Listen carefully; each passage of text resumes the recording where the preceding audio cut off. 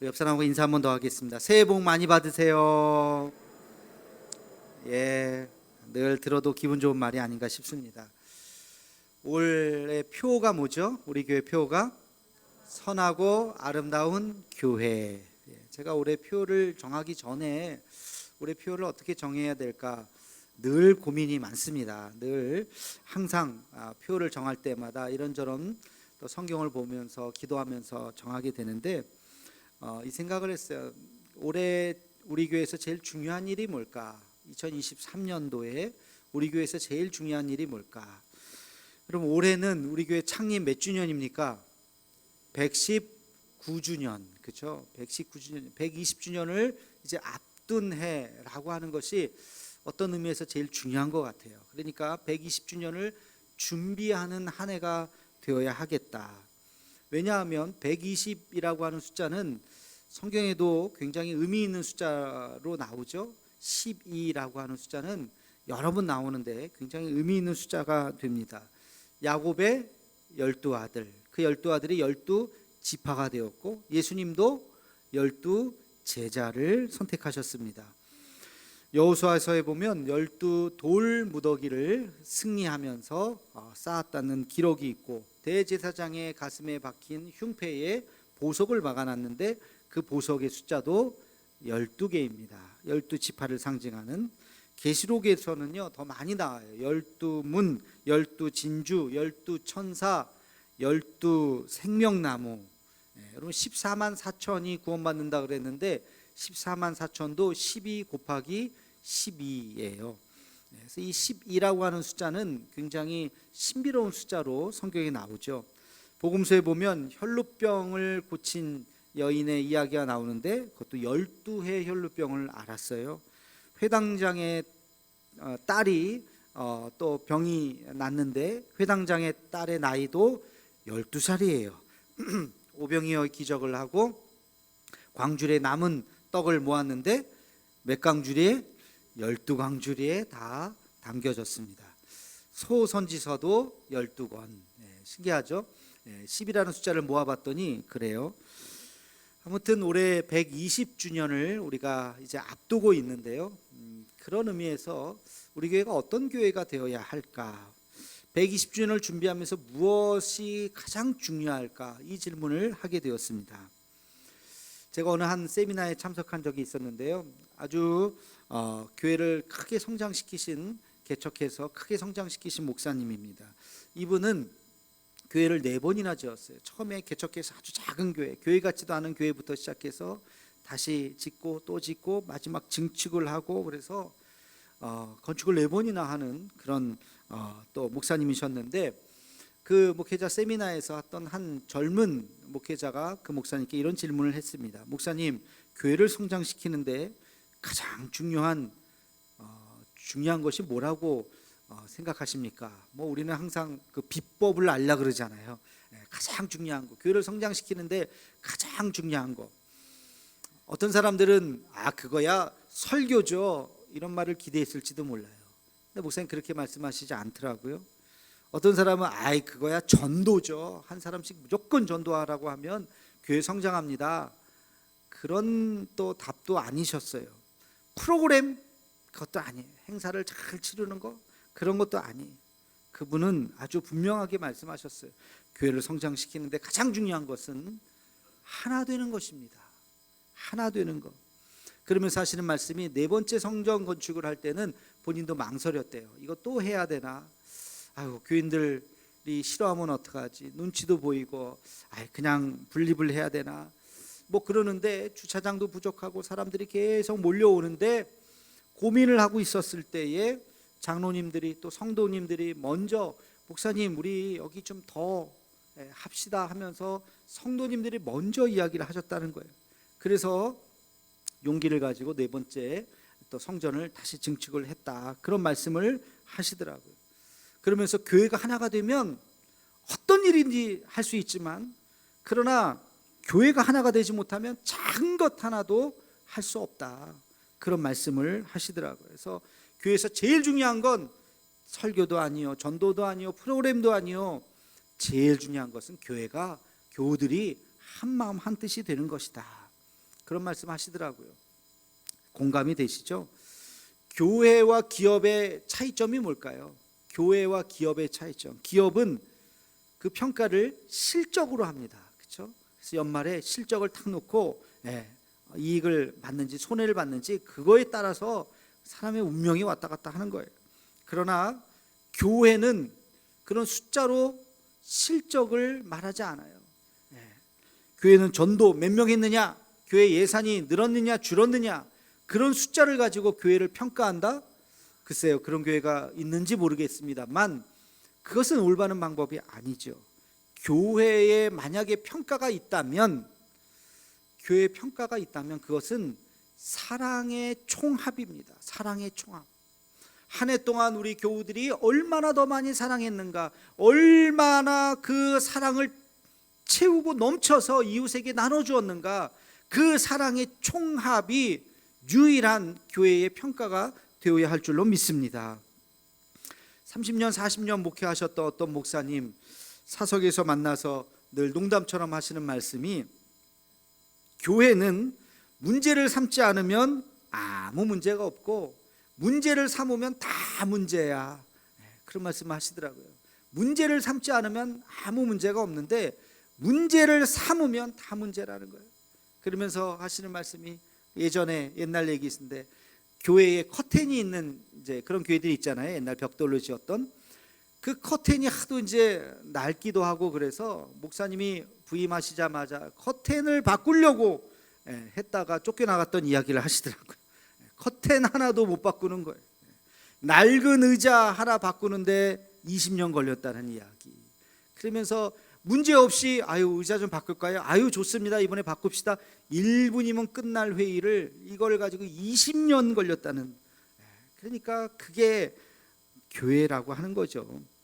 서로 간에 신뢰와 사랑이 있으면 이해가 되지만 신뢰와 사랑이 깨지면 그 사이에 미움, 다툼, 시기, 질투, 교회는 정말로 아수라장이 되는 거예요. 120주년을 앞두고 가장 중요한 것, 우리 교회에서 가장 중요한 것, 그것은 바로 하나 되는 것이다. 하나 되는 것이다.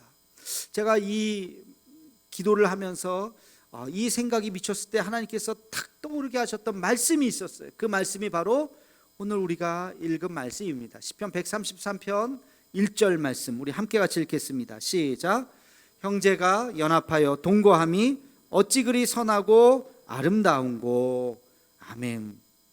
하나님께서 선하고 아름답게 여기시는 그 이유가 뭐라고요? 형제가 연합하여 동거함이. 형제가 연합하여 동거하는 것이 하나님 보시기에 선하고 아름답다는 거예요. 그러니까 선하고 아름다운 교회가 됩시다. 이 이야기는 무슨 말이에요? 우리 함께 연합하고 함께 동거하는 교회가 됩시다. 그런 뜻인 거죠. 자, 그러면 연합한다고 하는 것이 뭘까요? 연합한다 하는 것은 둘이 서로 하나가 되는 거예요. 둘이 서로 하나가 되어서 어울리는 것을 연합한다고 이야기합니다. 음악으로 비유하면 하모니를 이루는 것입니다. 노래 중에 혼자 부르는 것도 있어요. 독창도 있지만 2명, 3명이 어울려서 듀엣해서 이렇게 3명, 4명이 중창을 이루고 하모니를 이루는 노래가 있어요. 그러면 얼마나 듣기가 좋은지 몰라요. 근데 그 하모니가 깨지면 듣기가 안 좋죠. 불협화음이 됩니다. 근데 우리 찬양대들은 좀 아실지 모르겠어요. 하모니를 이루는데 제일 중요한 게 뭘까? 저도 예전에 성가대 오래 했었는데 우리 지휘자 선생님이 맨날 그 얘기를 해요. 찬양대에 하모니를 잘 이뤄야 되는데 제일 중요한 게 뭘까? 그것은 냅다 내 소리만 질러서는 안 된다는 거예요. 남의 뭐라고 하던 내 파트만 그냥 막 그러면 아름다운 하모니가 이루어지지 않죠. 아름다운 하모니가 이루어지기 위해서는 어떻게 해야 돼요? 사람들의 소리를 들어야 돼요. 다른 파트의 소리를 들으면서 자기의 소리를 조절하면서 어울리는 목소리를 내야 되는 것입니다. 여러분, 신앙도 마찬가지예요. 교회가 하나의 아름다운 연합체를 이루기 위해서는 냅다 내 소리만 내어서는 절대 안 되는 거예요. 다른 사람의 목소리에 귀를 기울여야 합니다.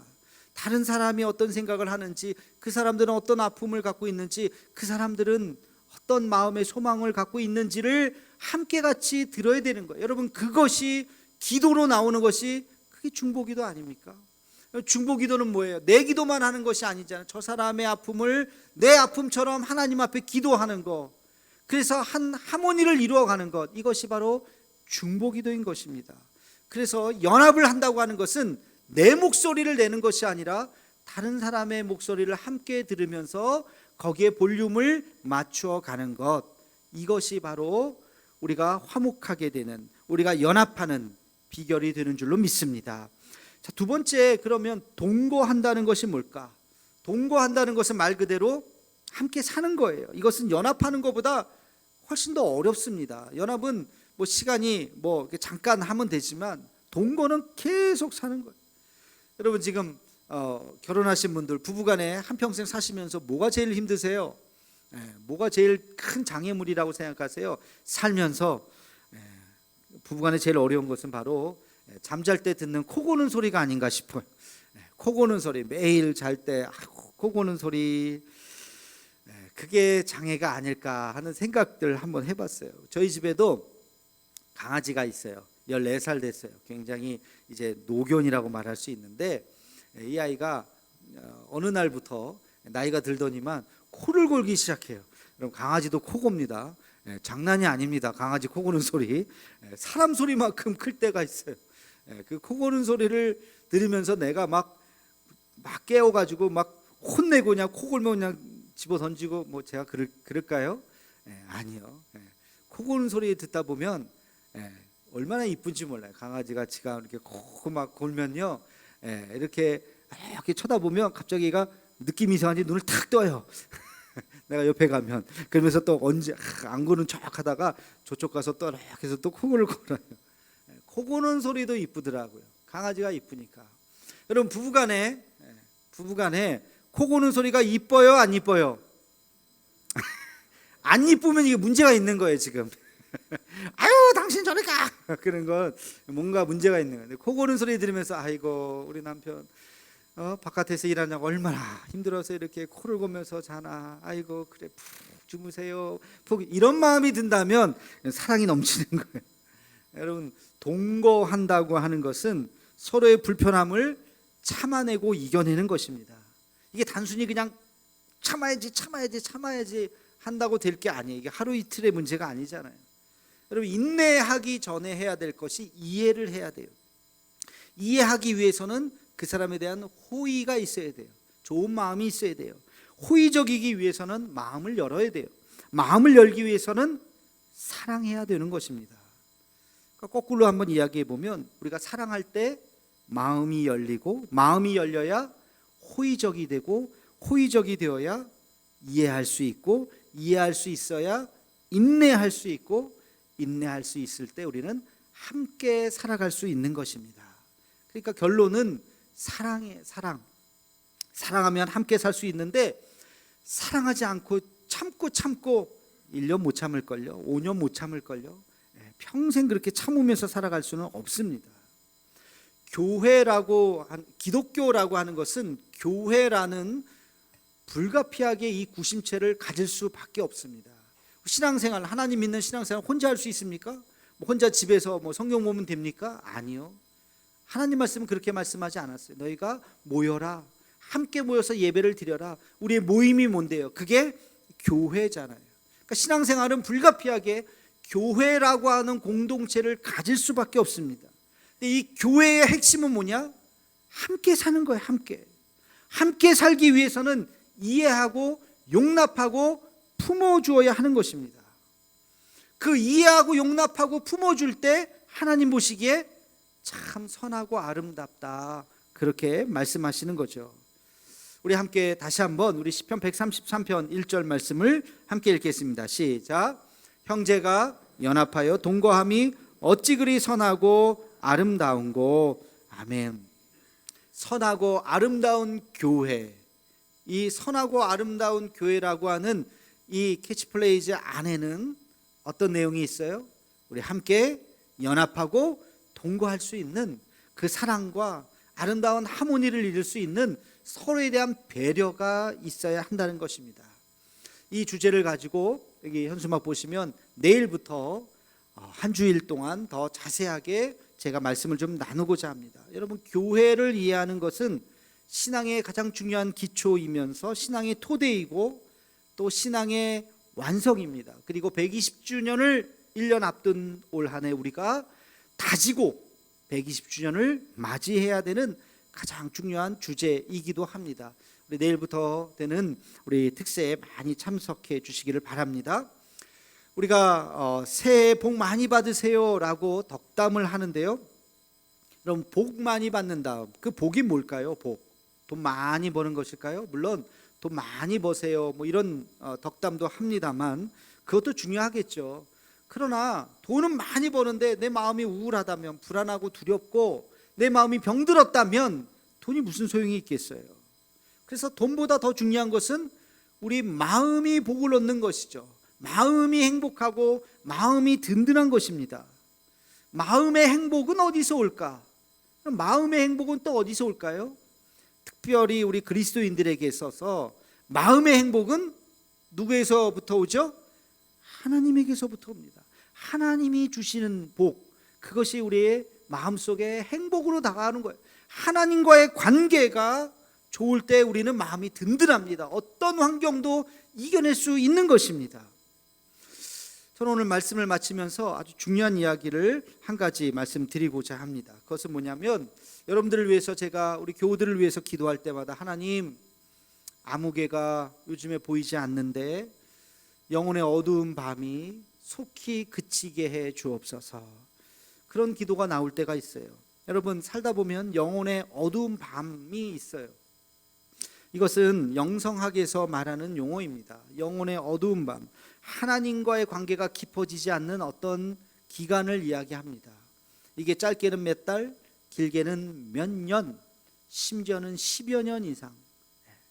테레사 수녀도 그런 고백을 했죠. 영혼의 깊은 밤이 10년 동안 계속된 적이 있었다. 그도 그렇게 고백한 적이 있었습니다.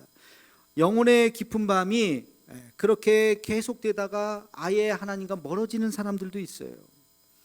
영혼의 깊은 밤에 증상이 있습니다. 여러분, 감기 걸리면 감기 증상이 있는 것처럼, 기침하고 열나고 코 막히고 뭐 그런 것처럼 영혼의 깊은 밤 안으로 여러분이 딱 들어가면 어떤 증상이 나느냐? 첫째는 기도가 안 돼요.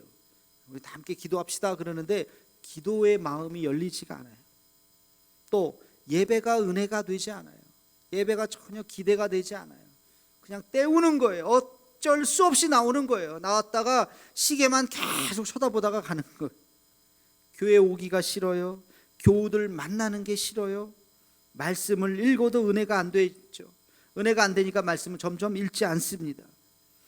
신앙생활에 실증이 납니다. 심지어는 교회를 떠나고 싶어요. 이런 순간들이 영혼의 어두운 밤이, 영성학자들은 이런 영혼의 어두운 밤이 누구에게나 올 수 있다고 이야기합니다. 우리가 우울증을 의사들이 뭐라고 얘기해요? 마음의 감기, 이렇게 표현하더라고요. 감기는 다 누구나 걸릴 수 있는 것처럼 우울증도 살다 보면 한두 번씩 걸릴 수 있다는 거예요. 영혼의 어두운 밤도 마찬가지예요. 우리가 영적인 신앙생활을 하다 보면 나도 모르게 그런 순간이 올 수도 있어요. 그런데 이게 깊어지면 문제예요. 빨리 여기서 벗어나야 돼요. 그리고 영혼의 깊은 밤이 오지 않도록 미연에 방지를 하셔야 돼요. 이것이 찾아오면 이겨낼 수 있도록 더 노력하고 하나님 앞에 더 기도해야 되는 것입니다. 영혼의 깊은 밤을 예방하기 위한 세 가지의 비결을 말씀을 드리려고 그래요. 첫째는 여러분, 균형감이 있어야 됩니다. 신앙생활을 할 때 게을러서는 안 돼요. 또 너무 지나쳐서도 안 돼요. 우리가 교만해서도 안 되지만 주눅 들어서도 안 되잖아요. 자신감은 있어야 되지만 겸손함은 유지해야 되는 것처럼 우리 신앙생활 하는데 열심은 내야 되지만 그러나 가정에서도 소홀히 여겨서는 안 되는 것입니다. 한쪽에 균형이 깨어져 버리면 어느 순간 나도 모르는 사이에 영혼의 깊은 밤이 찾아오게 됩니다. 균형 잡힌 신앙생활을 해야 되는 것이죠. 두 번째는 여러분, 보다 더 너그러워지셔야 됩니다. 더 여유를 가지셔야 돼요. 신앙생활에서, 가정에서, 어디서나 좀 못마땅한 어떤 모습을 봤을 때 따라해 봅시다. 나도 예전엔 그랬어. 그럴 수도 있지. 그럴 때가 있지. 우리 그런 마음을 가지셔야 돼요. 그래, 나도 예전에 그럴 때가 있었지. 저럴 수도 있지 하고 너그러운 마음을 갖지 않으면, 비판적인 마음을 가지면 자기에게도 손해예요. 그러면 신경이 날카로워지고 신앙생활이 재미가 없어요. 교회가 짜증이 나요. 교회 오면 눈에 보이는 대로 다 이건 왜 이래, 이건 왜 이래, 아유 교회가 왜 이 꼬라지야, 그러면서 자기 마음속에 영혼의 깊은 어두운 밤으로 들어가게 되는 것입니다. 그래서 더 우리 신앙생활할 때 조금 더 너그러워지셔야 돼요. 혹시 주보에 오타가 났다 할지라도 너무 화내지 마시고 그럴 수도 있지, 그럴 때도 있지, 그러면서 너그러워져야지. 이거 뭐 나를 무시하는 거야, 내가 누군데, 이거 뭐 자기만 손해예요. 그러실 필요가 없고 더 너그러워지시고 더 품어주시고, 마지막 예방 방법은 날마다 은혜와 감사를 잊지 않는 것입니다. 여러분, 세상은 무엇으로 가득 차 있을까요? 은혜로 가득 차 있습니다. 세상이 은혜로 가득 차 있음을 믿으십니까? 안 믿으세요? 믿죠. 우리 보면 여러분 보세요. 다 은혜예요. 우리 이 시간에 함께 옆에 있는 분들과 함께 예배드리는 것도 은혜예요. 감사예요. 모든 것이 은혜요, 감사. 은혜를 잊으면 내 스스로 교만해지고 있다는 것입니다. 감사를 잊으면 나도 모르게 불행해지고 있는 거예요. 지금 영혼의 어두운 밤에 문을 열고 지금 들어가고 있는 순간인 것입니다. 오늘 이렇게 첫날 이렇게 나와서 예배드리는 것, 이것이 얼마나 기쁨이고 감사한지, 함께 찬양하는 순간이 얼마나 기쁨이고 감사한지. 예배 끝나고 이제 곧 식당 가서 우리가 밥을 먹습니다. 오늘 떡국이 있더라고요. 얼마나 좋은지. 떡국을 하나 먹으면서 우리가 얼마나 기쁨과 감사가 있는지, 모든 것이 은혜요 감사인 줄로 믿으시기를 축원합니다. 여러분, 이런 마음이 우리가 영혼의 어두운 밤을 예방할 수 있는 마음들입니다. 올 한 해를 살아가면서 우리에게 어떤 일들이 일어날지 몰라요. 그러나 하나님 우리 마음을 지켜주시고, 우리 성도들 멀리 떨어져 있어 한참 멀리 가 있는 분 없도록 한두 주 바빠서 빠질 수는 있겠죠. 그러나 다시 돌아와서 기쁨으로 예배하고 기쁨으로 찬양하고 기쁨으로 봉사하고 주의 몸된 교회를 섬기며 120주년을 아름답게 준비해 나가는 저와 여러분의 올 한 해의 삶이 되기를 주님의 이름으로 축원합니다. 기도하겠습니다. 사랑의 하나님, 우리에게 사랑하는 대도교회를 허락해 주심을 감사합니다. 믿음의 한 형제들이 이렇게 한자리에 앉아서 예배드리게 하심을 감사합니다. 사랑하는 성도들과 올 한 해도 예배 자리에서 은혜 받게 하옵시고, 만남은 행복하고 또 나눌 때마다 기쁨이 가득한 우리들의 모임이 되게 하여 주시옵소서. 연합하고 동거함이 하나님 보시기에 선하고 아름다운 그런 교회가 되게 하여 주옵소서. 예수님의 이름으로 기도하옵나이다. 아멘.